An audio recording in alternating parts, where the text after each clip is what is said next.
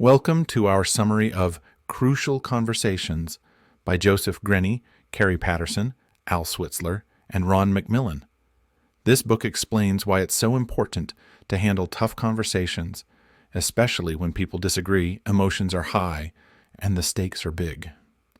These conversations happen all the time, at work, in relationships, or even when making personal decisions. The book begins by explaining what makes a conversation crucial, when there are opposing views, important outcomes, and strong emotions. These conversations can have a big impact on our lives.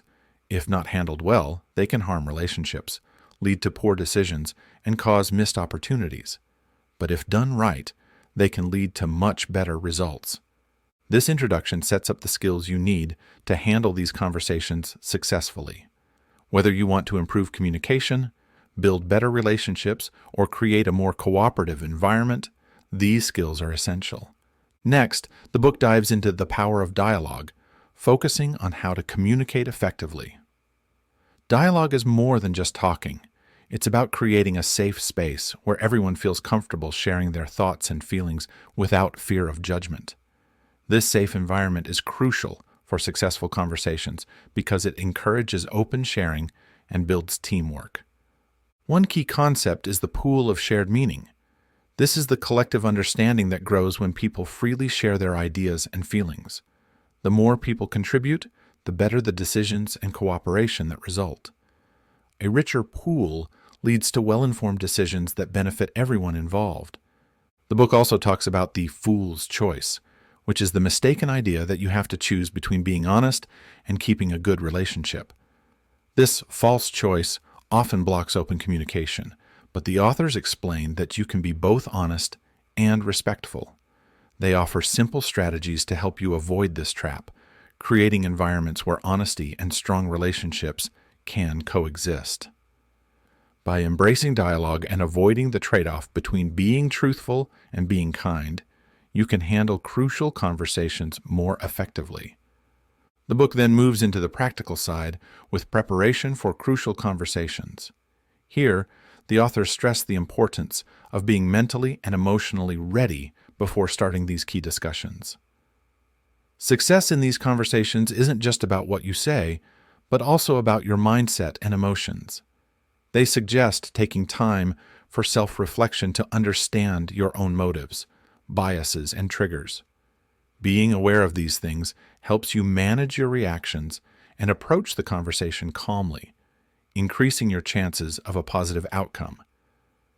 This section introduces the CPR method, content, pattern, relationship, to help you focus on the main issues in the conversation. This approach helps you stay focused on what really matters, avoiding distractions so you can work toward meaningful results. It also helps you recognize when a conversation is going off track, like when it keeps escalating without making progress, signaling that you might be stuck in a loop that isn't helpful. A key idea here is start with heart, which means beginning the conversation with good intentions. Instead of trying to win or prove you're right, focus on what's best for everyone involved. This mindset helps you avoid harmful motives like needing to win or save face and creates a space where open, honest dialogue can happen. The section also talks about mastering your stories, which is about understanding how the way we think about events affects our feelings and actions. The authors provide strategies to help you rethink these stories, allowing you to challenge and change any negative or unhelpful thoughts. Doing this can help you shift your emotions, leading to more positive interactions and improving your ability to handle crucial conversations with calm and effectiveness. As the book moves on to how to open your mouth, it focuses on practical strategies for starting and managing important conversations. The idea of safety is highlighted as the foundation for open and honest dialogue. Safety here means that everyone feels they are working toward a common goal and that their views are respected. To create this feeling of safety, the authors emphasize two key elements: mutual purpose and mutual respect. Mutual purpose means everyone is committed to reaching a shared outcome and values each other's input. Mutual respect means recognizing the worth and unique insights of each person. When these conditions are met, communication flows more easily. But if safety is lacking, people might either stay silent, hiding their true thoughts, or become aggressive, trying to push their views on others. The book offers simple tips for maintaining this sense of safety. For instance, clearly stating your good intentions and apologizing when needed can help ease tension and rebuild trust. The technique of contrasting can also be useful. It lets you clarify your intentions without making conflicts worse.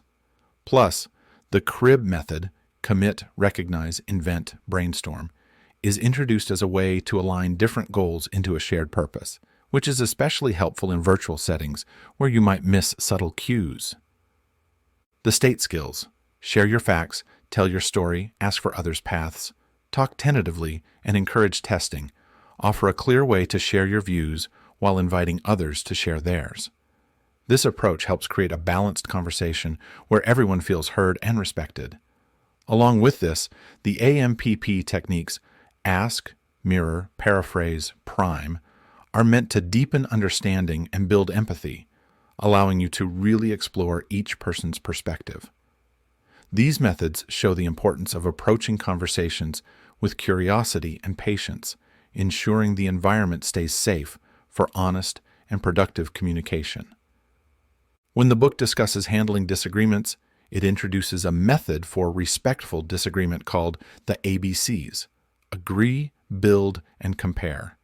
This starts by finding and acknowledging common ground, then builds on what's been said, and finally carefully examines the differences in viewpoints. This approach keeps the conversation respectful and focused on finding solutions, even when opinions clash. The book then provides tools to help start and guide crucial conversations effectively. By focusing on creating a safe space, deeply understanding others' views, and clearly expressing your own, it shows how to encourage meaningful exchanges. This not only improves the conversation, but also strengthens relationships and leads to better outcomes, even in the most challenging discussions. Moving into the final steps of these conversations, the book's section on how to finish highlights the importance of wrapping up crucial conversations in a way that leads to clear decisions and real actions. It's not enough to just understand each other. The conversation needs to result in specific steps to be truly effective. The final stages, where ideas turn into commitments, are just as important as the earlier efforts to create a safe and open dialogue. This part of the book also looks at common problems, like unclear responsibilities and lack of follow-through, which can ruin even the best conversations, leading to frustration and weakening teamwork. To avoid these issues, the book discusses decide how to decide. This means choosing a decision-making process early on, whether it's a leader making the call or the group reaching a consensus. Clearly, communicating this decision helps ensure everyone understands their role, making the process fair and transparent. The book also stresses the importance of turning decisions into specific actions. It introduces the acronym WWWF, who, does what, by when, follow-up, as a simple way to assign tasks, set deadlines, and ensure follow-up, making sure everyone stays accountable and things get done. This structured approach helps turn the conversation's agreements into real-world actions. In the end, this part of the book acts as a bridge from talking to doing, offering strategies to ensure that crucial conversations lead to meaningful and measurable outcomes. By setting clear decision-making processes, defining responsibilities, and focusing on accountability, people and teams can turn their discussions into real progress and lasting improvements. In the section on handling tough situations, the book focuses on talking about sensitive topics like harassment or personal issues. The authors understand how challenging these conversations can be and offer practical advice on using the book's core ideas even when emotions are high. The key is to focus on respect, a shared purpose, and clear communication, with tips on how to navigate these tricky talks with empathy and get positive results. One important aspect of handling these conversations is being aware of yourself. The book introduces style under stress, which describes how we tend to communicate automatically when we're under pressure. These habits can often make conversations worse and strain relationships. By helping readers recognize these patterns, the book provides tools to change how they respond, leading to better and more thoughtful communication, even when the situation is tense. The book also introduces the idea of retaking your pen, which is a way to keep your emotional strength and self-worth, especially when receiving tough feedback. The CURE model, collect yourself, understand, recover, and engage, offers simple steps to handle feedback in a positive way.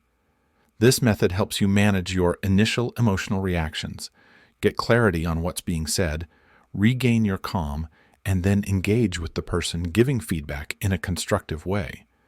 Instead of letting feedback stress you out, this approach turns it into a chance to grow and improve. This part of the book serves as a guide for dealing with complex conversations, helping you improve how you manage difficult dialogues. By focusing on self-awareness, emotional strength, and flexible communication, it prepares you to handle even the most challenging conversations with confidence and a clear goal of achieving positive outcomes. It shows that crucial conversations are not just about talking, they're about understanding, building better relationships, and making positive changes. As the book comes to a close, the authors remind us that mastering these important communication skills is more than just learning. It's about practicing them and continuing to grow. They explain how managing crucial conversations well can lead to big positive changes in all areas of life, from personal relationships to success at work, and even in larger groups and communities. The real power of these skills comes from using them, engaging in meaningful conversations when emotions are high and the stakes are big. The authors encourage readers to use these skills whenever possible, approaching conversations with more confidence and ability. This active involvement is key to deepening understanding, solving conflicts, and strengthening relationships. The book also makes it clear that becoming skilled in these conversations takes time. It's a journey that requires patience, self-awareness, and a willingness to learn from both successes and mistakes. Even small improvements in these skills can have a big impact on your interactions across all parts of your life. The final message is a strong call to action. Take on the challenge of mastering crucial conversations. By committing to continuous growth and better communication, you can unlock your potential, build stronger relationships, and make a positive difference in your community and beyond. If you enjoyed this summary, don't forget to like, comment, and subscribe to our channel. Your support helps us bring you more insightful book summaries and practical advice. Stay tuned for more content that can help you achieve your financial goals and personal growth. Thanks for watching.